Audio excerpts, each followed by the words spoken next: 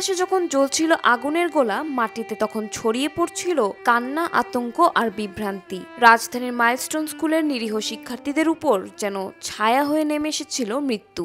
এক হৃদয় বিদারক মুহূর্তে সবাই যখন দিশেহারা, তখন বাংলাদেশ জাতীয় দলের তারকা ক্রিকেটাররাও থেমে থাকতে পারেননি।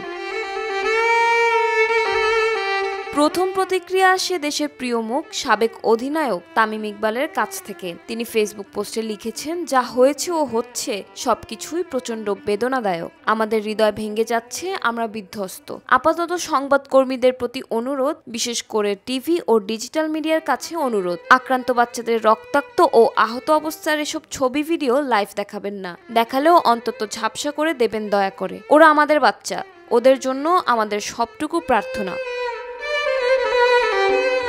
তামিমের মতোই শোকাহত অন্য তারকারাও। তারা এই ঘটনার প্রতি গভীর সহানুভূতি প্রকাশ করে আহতদের সুস্থতা কামনায় দেশের মানুষকে প্রার্থনায় সামিল হওয়ার আহ্বান জানিয়েছেন। লিটন দাস, মুস্তাফিজুর রহমান, মেহেদী হাসান মিরাজ, মমিনুল হক, আফিফ হোসেন ধ্রুব, সাদমান ইসলাম, আকবর আলী প্রত্যেকেই সামাজিক মাধ্যমে শোক প্রকাশ করেছেন।